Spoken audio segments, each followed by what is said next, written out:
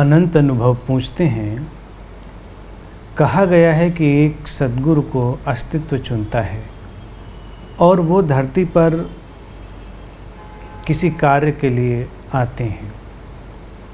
देखा जाए तो कुछ अन्य व्यक्ति जैसे डॉक्टर ब्रायन वीस, दीपक चोपड़ा, पाउलो कोएल्हो, एखार्ट टोले, स्टीफन हॉकिंग्स और भी अन्य कई जिनके बारे में मुझे जानकारी नहीं है, वो भी तो एक सद्गुरु की तरह ही काम कर रहे हैं, किंतु इन्हें हम गुरु नहीं कहते। इनको भी तो अस्तित्व ने ही चुना होगा। अस्तित्व किसे किस कार्य के लिए चुनता है, इसमें बड़ा रहस्य है। कृपया इस पर प्रकाश डालें।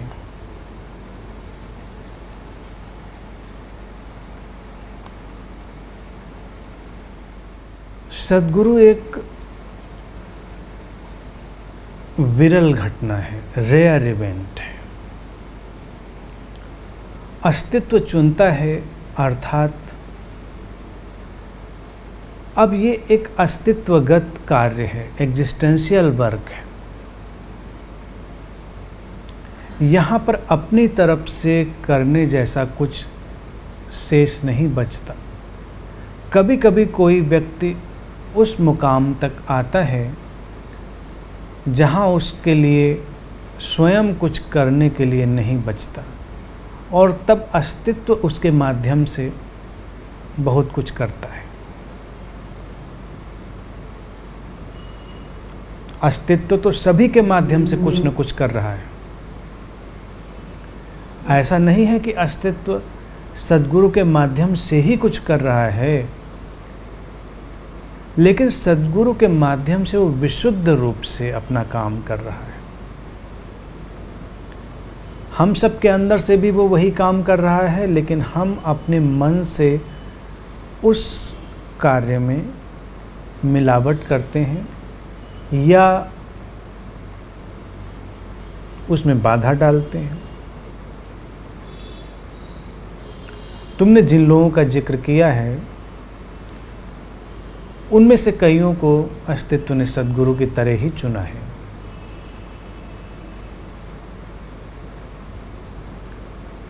भारत में सद्गुरु का एक रूप बन गया है, बातों की एक खास शैली बन गई है, और अगर वो खास शैली का उपयोग न करे तो वो तुम्हें गुरु जानना ही पड़ेगा। हर सद्गुरु का जो काम है वो हमें जागृत करने का, हमें हमारी संभावनाओं की ओर धक्का दे देने का। अब जागृत करने का काम अनेक दिशाओं से हो सकता है, अनेक डायरेक्शन से हो सकता है, जिसके अनुमान नहीं लगाए जा सकते। वो जानी पहचानी रीतियों से भी संभव है और अनजानी अज्ञात पद्धतियों से, अनजान शैलियों से भी संभव है। सद्गुरु की घटना को प्रायः तो ऐसा ही होता है कि व्यक्ति को पहचानने में बड़ा वक्त लगता है। वो प्रायः अपने वक्त से आगे होते हैं। कई बार तो ऐसा भी हुआ, जब तक लोगों ने पहचाना तब तक वो घटना विलीन हो गई।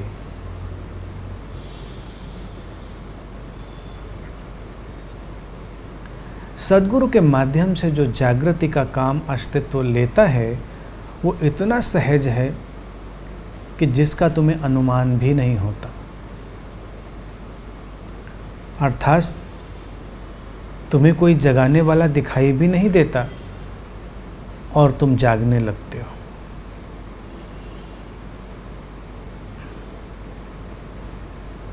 सद्गुरु की विशेष घटना जो काम करती है, तुम जरा सा उस पर ध्यान ले जाओगे तो तुम्हें हैरानी होगी कि ये कितनी साधारण सी और कितनी चमत्कारिक बात है।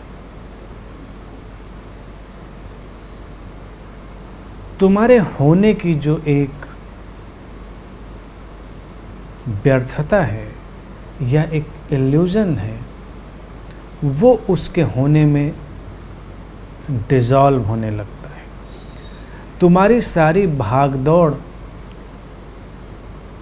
अपने इस स्वयं से निर्मित किए गए स्व से होती है। जैसे तुम अपने आप को जानना चाहते हो, बट हु इज़ देयर, कौन है जो जानना चाहता है?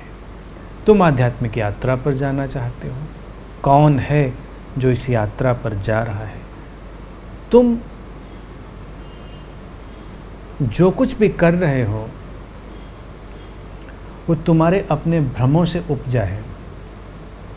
तुम्हारे सांसारिक कृत्य ही नहीं, तुम्हारे आध्यात्मिक कृत्य भी, तुम्हारी साधनाएं भी।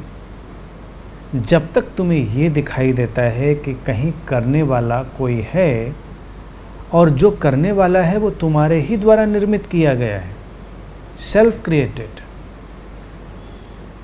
तो एक सद्गुरु तुम्हारे उस स्वनिर्मित स्व में कोई और ईंधन नहीं डालता, वो उस सारे ईंधन को जला देता है। तो जो तुम्हारे ही द्वारा निर्मित स्व है, the self created self, it Burns out. फिर जो बचता है वो तुम्हारा होना है, और वो जो बचता है न यात्रा पर जाता है न खोज पर जाता है, वो है, और उसके होने में ही सहजता से बोध घटता है।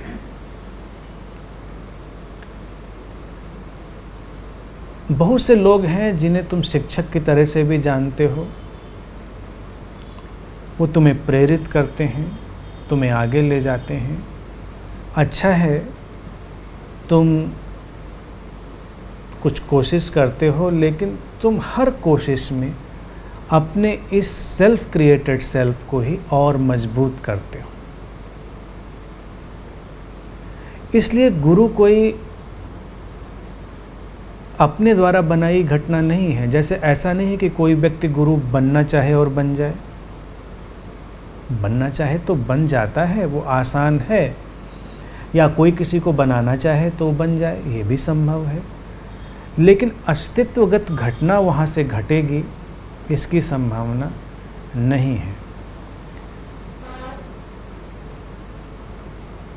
वहाँ तुम्हारे इस स्व को सशक्त बनाने का कोई उपाय नहीं। अब देखा जाए, तुम्हारी जितनी बीमारियां हैं ये तुम्हारे इस छद्म स्व से ही बनी है, शारीरिक, मानसिक, भावनात्मक और आध्यात्मिक बीमारी। अगर हम उनमें तुम्हें किसी सुधार की पद्धतियों की विवेचना बताने लगें तो ये एक दुष्चक्र हो जाएगा जिसमें तुम गोल गोल घूमने लगोगे। और एक व्यवस्था है कि तुम अपने उस पूरे बनाए हुए सिस्टम से बाहर हो जाओ। तो तुम्हारे जिस छद्म स्व ने इस सारे जाल को रचा है वो एक स्वप्न की तरह विदा हो जाता है। फिर कोई समस्या नहीं रहती, कोई बीमारी नहीं रहती, न शरीर के तल पर, न मन के तल पर, न भावना के तल पर। हालांकि तुम कहोगे कि शरीर के तल पर तो फिर कुछ आता ही है। वो शरीर के तल पर शरीर का प्राकृतिक रूप से क्षय होना है, the natural decaying of body. शरीर है तो वो क्षय होगा, डिके होगा। बीमारी बिल्कुल अलग बात है। बीमारी तुम्हारा रिएक्शन है। अतीत के जिन सद्गुरुओं ने गहराई से तुम्हारी चेतना पर काम किया, वो हमेशा यही बात कहते रहे कि तुम ही समस्या हो। यानी कि तुम समस्या का समाधान ढूंढोगे, लेकिन तुम ही समस्या हो। और अगर तुम बीच से हट जाओ तो फिर अस्तित्व ही अपना काम करता है। तुम अस्तित्व के उस लय से लयबद्ध होते हो।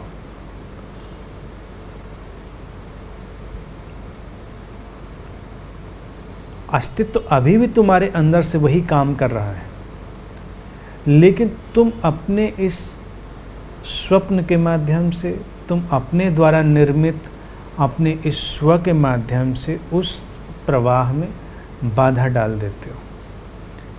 सारी साधना इतनी है कि तुम उसको बीच से हटा सको।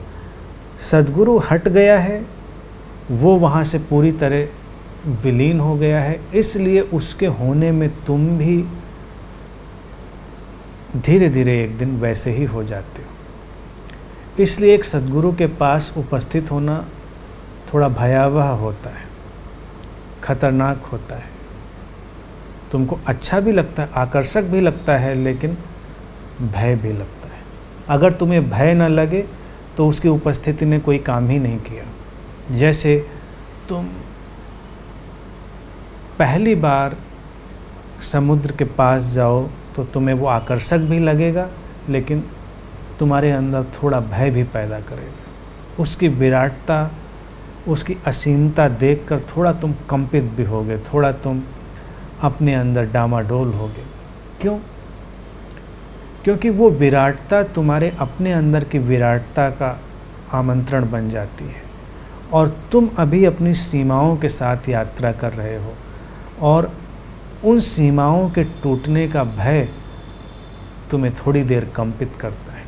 इसलिए जब कभी कोई धारणा मुक्त होकर बिना किसी कॉन्सेप्ट के किसी प्राकृतिक जगह पर होता है, तो उसके साथ भी ऐसा ही घटता है।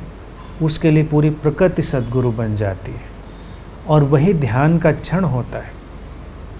लेकिन फिर तुम अपने अंदर से अपने विचार ले आते हो, अपनी सीमाएं ले आते हो, और फिर एक दीवार खड़ी हो जाती है।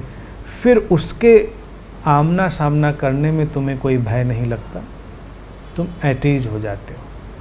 सद्गुरु के बारे में भी हम अपनी धारणाएं और अपने विचार क्यों बांधना चाहते हैं? कभी ऐसा हो कि हम छोड़ दें, एक बार अवाक खड़े रह जाएं कि हमें नहीं पता क्या है, वो फिनोमिना क्या है, कौन है, कुछ है जो हम नहीं जानते, और तब तुम्हारी धड़कन बढ़ने लगेगी, तुम्हारी धारणाएं थोड़ी धूमिल होने लगेगी। लेकिन जब तुम धारणाओं से, अपने विचारों से सीमाएं निर्मित करते हो तो आसानी हो जाती है। फिर तुम उन सीमाओं के माध्यम से सारी यात्रा करते हो। जैसे कभी कभी समुद्र के अंदर आजकल समुद्र दर्शन के लिए तुमको ले जाते हैं, तो तुम एक कैप्सूल में बंद हो और अंदर चले जाते हो। अंदर तो हो समुद्र के, लेकिन तुम कैप्सूल में बंद हो। तुम्हारे आसपास शार्क गुजर जाएगी, तुम्हारे आसपास से ऑक्टोपस गुजर जाएंगे, तुम उस दीवार के पीछे से उनको देख सकते हो।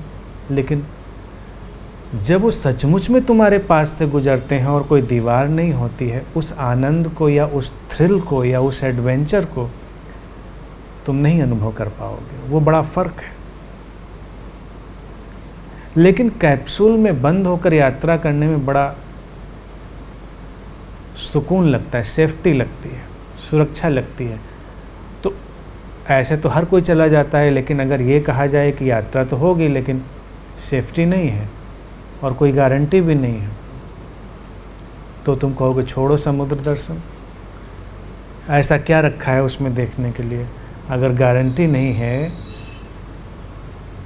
लेकिन कभी कभी अगर तुम उस समुद्र के साथ मैत्रीपूर्ण होकर उसमें प्रवेश कर जाओ, जैसा कि कुछ एडवेंचरर करते भी हैं, और तब समुद्र तुम्हारे लिए मित्र हो जाता है, तब तुम्हारे लिए वो खतरनाक नहीं रहता, तब तुम्हें वो कोऑपरेट करने लगता है, तुम्हें सहयोग करने लगता है, और उस क्षण तुम एक सीमित मनुष्य नहीं रह जाते।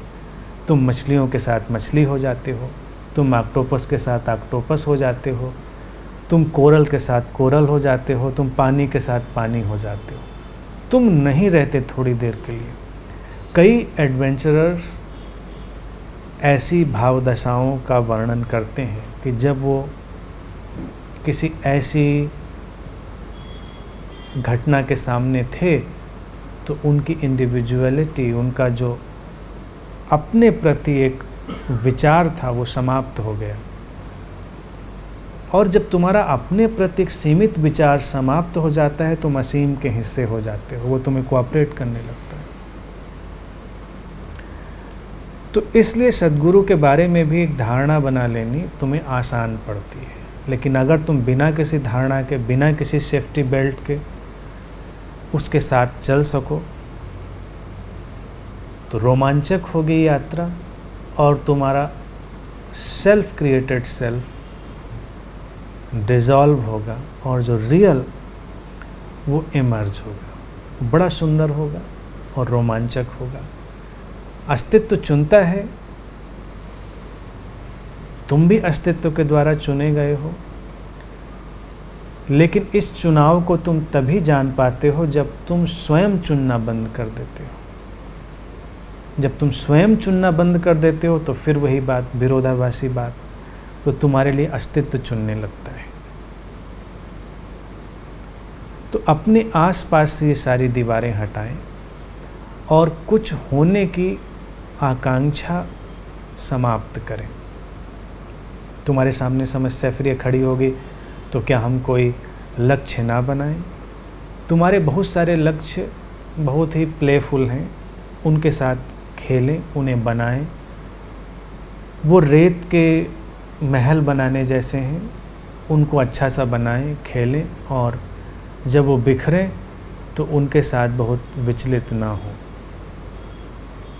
हैं उतनी देर उन लक्ष्यों के साथ आनंद लें, लेकिन जब तुम अपने लक्ष्यों के प्रति अपनी आसक्ति को विदा करोगे तो अस्तित्व तुम्हारे माध्यम से काम करेगा। और अस्तित्व क्या करता है? अस्तित्व हर चीज़ को एक परिपूर्णता की ओर ले जाने का काम करता है। यहाँ तुम देखो, हर छोटी से छोटी बात परिपूर्णता की ओर जा रही है। एक मनुष्य है, एकमात्र मनुष्य ऐसी घटना है जो अपरिपूर्ण और अतृप्त इस जीवन से विदा हो जाता है।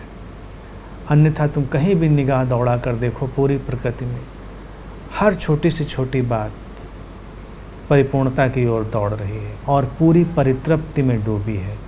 कुछ और होने की आकांक्षा नहीं है, जो है जैसा है वैसा परिपूर्ण है।